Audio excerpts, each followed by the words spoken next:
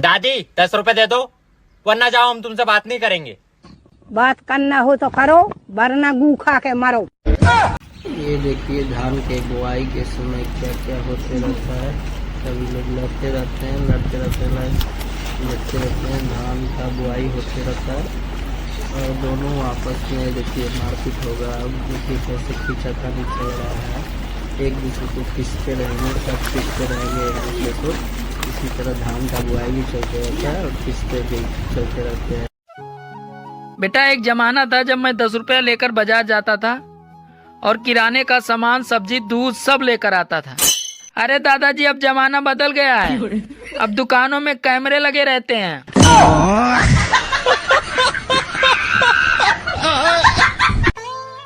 सुनो जी, ये love marriage करने से फायदा क्या होता है? अरे पागल, लव मैरिज करने से फायदा ये होता है कि सुहाग रात के दिन शर्माना नहीं पड़ता है।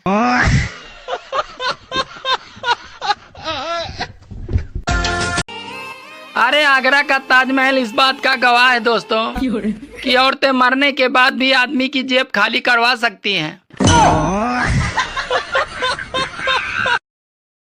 बेबी क्या कर रहे हो?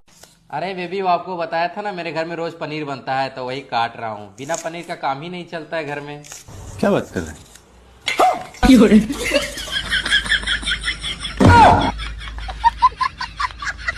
गजब टू भी बाज आदमी। सुनो, चल तो रहे हो मेरे मायके, पर तुम अपना मूड ठीक रखना।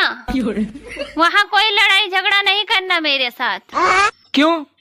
क्योंकि वो मेरे पापा का घर है। अच्छा, वो तेरे बाप का घर है और ये मेरे बाप का घर क्या कुरुक्षेत्र का मैदान है जो तुम रोज बिना बात के महाभारत करती हो? सारा देश नर की खाई में झोंका जा रहा है और ये साला पूछता है टेक्नोलॉजी। अरे लव मैरिज वाले ड्रम से डर रहे हैं और अरेंज मैरिज वाले हनीमून से डर रहे हैं। मेरी मानो तो बाबा बन जाओ, क्योंकि आजकल देश में वही मजे कर रहे हैं। सुनो जी, मैं अगले जन्म में भी इसी घर की बहू बन के आऊंगी। अरे मैं ये साला घर ही बेच दूंगा।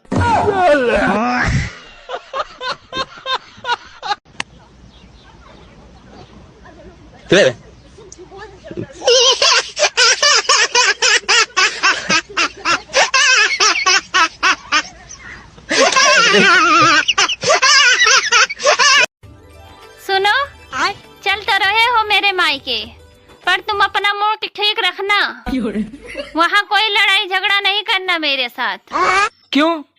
क्योंकि वो मेरे पापा का घर है। अच्छा, वो तेरे बाप का घर है और ये मेरे बाप का घर क्या कुरुक्षेत्र का मैदान है जो तुम रोज बिना बात के महाभारत करती हो?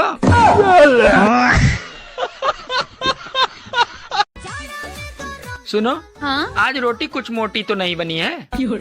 अरे बाहर बर्गर खाने के लिए इतना बड़ा मुंह खोल लोगे, लेकिन घर पे रोटी और पत्नी दोनों पतली ही चाहिए।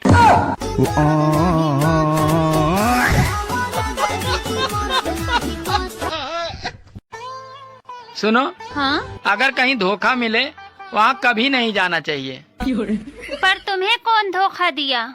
अरे ससुराल वालों ने धोखा दिया।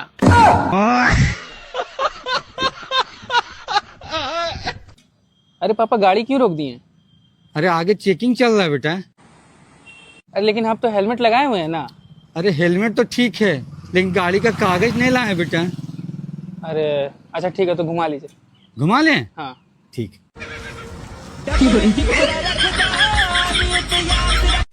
सुनो, हाँ? तुम्हें मेरी सबसे अच्छी बात क्या लगती है? यही कि तुम्हारी सैलरी मेरे अकाउंट में आती है।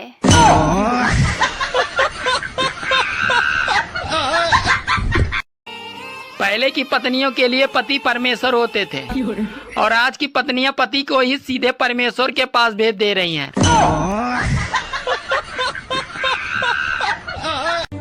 जिस तरह आजकल औरतें अपने पतियों को मार रही हैं, लगता है आने वाले टाइम में लड़के रणुए ही रह जाएंगे। परेशान मत होना दोस्तों, जिस तरह गर्लफ्रेंड छोड़कर चली जाती है ठीक उसी तरह ये गर्मी भी एक दिन छोड़कर चली जाएगी।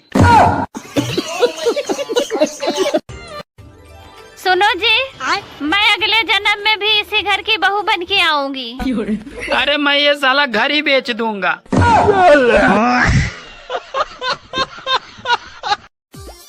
सुनो, हाँ? आज पड़ोसन का बर्थडे है और मुझे समझ में नहीं आ रहा है उसे क्या दें। अरे तुम एक काम करो, मेरा नंबर दे दो, ताकि उसे भी समझ में आ जाए कि पति क्या होते हैं।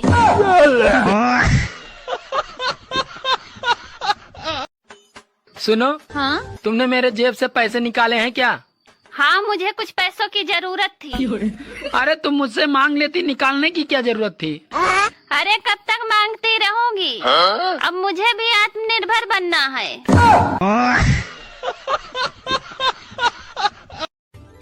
सुनो जी, मैं अगले जन्म में भी इसी घर की बहू बन के आऊंगी।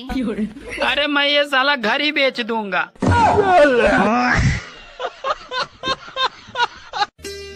सुनो, हाँ? अगर मैं मर गया तो तुम क्या करोगी? तो मैं अपनी बहन के साथ रह लूंगी। और अगर मैं मर गई तो तुम क्या करोगे? अरे करना क्या है, तो मैं भी तुम्हारी बहन के साथ रह लूंगा। सुनो, जिंदगी बहुत छोटी है, अब हमें ना छोटी छोटी बातों पर लड़ना नहीं चाहिए।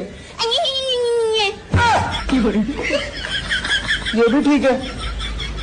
पादने वाला तो पाद देता है, पर कभी सोचा है कि सूंघने वाले पे क्या बीतती है?